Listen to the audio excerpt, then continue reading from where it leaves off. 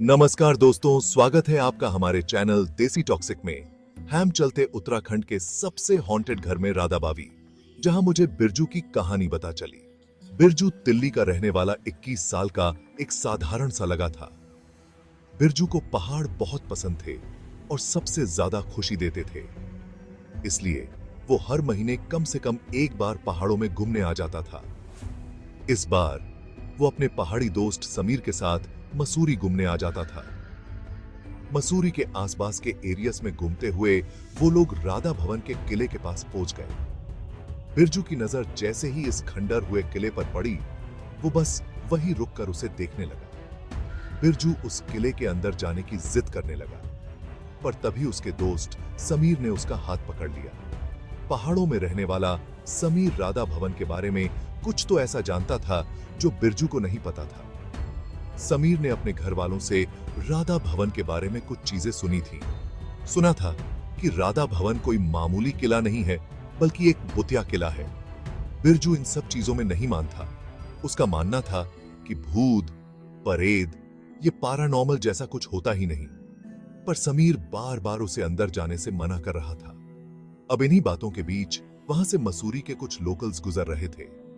उन्होंने जब उन दो लड़कों को आपस में बहस करते हुए देखा तो उनके पास आ गए। जैसे ही उन लोकल्स को पता चला कि बिरजू राधा भवन के अंदर जाने की जिद कर रहा है, तो सभी के जहरों का रंग उड़ गया है। फिर उन्होंने बताया कि वहां की कहानी क्या है। उन्होंने बताया कि 1871 में बने इस राधा भवन की अपनी ही एक कहानी है। ऐसा माना जाता है कि कोलकाता के राजा चमसूरी आए तो उन्हें यहां की वादियों से प्यार हो गया और उन्होंने अपने इस प्यार की निशानी के लिए एक किला बनवाया और उसका नाम राधा भवन रख दिया। उस किले से उन्हें एक अलग सी अटैचमेंट हो गई, इतनी अटैचमेंट कि वो कभी मुड़कर कोलकाता वापस गए ही नहीं और उस किले में रहने लगे। राजा के मरने के कई सालों के बाद अफगानिस्तान का एक सुल्तान अमीर याकूब खान भी जब इस किले में पहुंचा तो उसे भी इस किले से मोहब्बत हो गई। पर इस किले पर ब्रिटिशर्स की भी नजर थी। ब्रिटिशर्स के बहुत कोशिश करने के बावजूद में सुल्तान न कहते हैं कि सुल्तान ने अपना शरीर तो छोड़ दिया और उनकी आत्मा उस किले को नहीं छोड़ दिया। सुल्तान के मरने के बाद राज भवन में रह रहे ब्रिटिशर्स के साथ बहुत से पैरानॉर्मल इंसिडेंट्स होने लगे और उन्हें डर कर वहां से भागना पड़ा।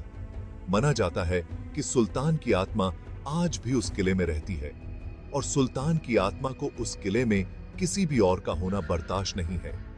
कई लोग जो उस किले में गए, उनमें से बहुत लोग पागल हो गए और कुछ तो कभी किले से फिर कभी वापस ही नहीं लौटे हैं। आज भी रात में उस किले से सुल्तान की दर्दनाक चीखने चलाने की आवाजें आती हैं। ये कहानी सुनकर समीर के तो पसीने छूटने लगे और बिरजू जोर जोर से हंसने लगा। उसने लोकल्स की कहानी का मजाक उड़ाया और कहा कि ये सब सिर्फ कहानियां हैं और वो इन कहानियों को झूठा साबित करने के लिए तो अब तो बिल्कुल अंदर जाएगा। लोकल्स बिरजू से गुज्जा होकर वहां से चले गए और बिरजू राधा भवन के अंदर छाने लगा और समीर ने भी उसके साथ चलने से इनकार कर लिया। बिरजू उसे भी पीछे छोड़कर किले के अंदर छाने लगा। उस किले के अंदर जाते ही बिरजू की आंखें चमक उठी। पता नहीं उसे उस खंडर भरे किले में ऐसा क्या दिख रहा था कि वो बस अंदर ही जाते जा रहा था। कुछ देर घूमने के बाद बिरजू को अचानक से थोड़ी ठंड लगने लगे, क्योंकि वो एक हिल स्टेशन पर था तो उसे ये बात अजीब नहीं लग रही थी। धीरे धीरे सूरज भी ढलने लगा था और आधा भवन के अंदर अंधेरा छाने लगा था और बिरशे बेसाम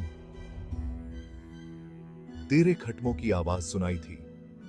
पहले तो बिरजू को वो अपने मन का वहम लगा था, पर तभी उसको कानों में उस ऐसा लगा कि जैसे कोई बगल में खड़ा सांसें ले रहा हो।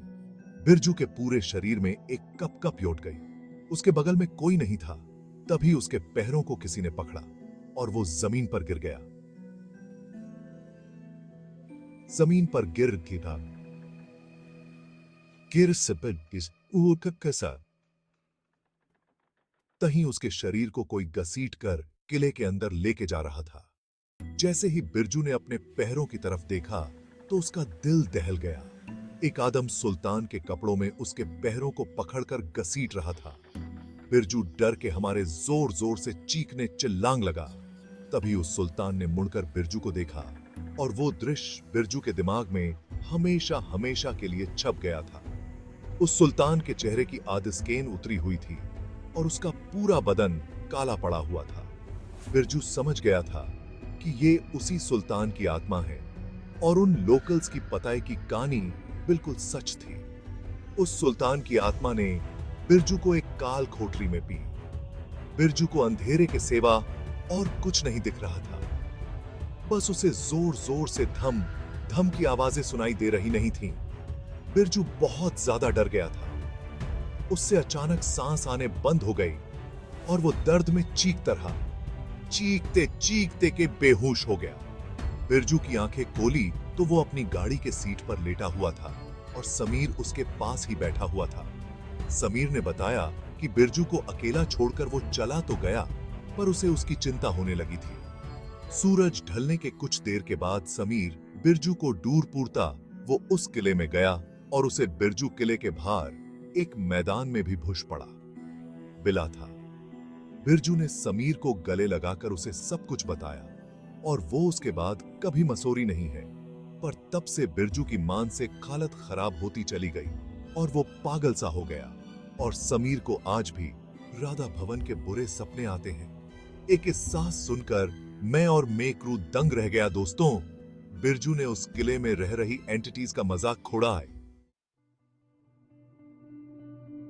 मिलते हैं फिर अगले वीडियो में दोस्तों। बहुत बहुत धन्यवाद। अगर आपको यह वीडियो पसंद आई है तो इसको लाइक और सब्सक्राइब करें हमारे चैनल देसी टॉक्सिक को।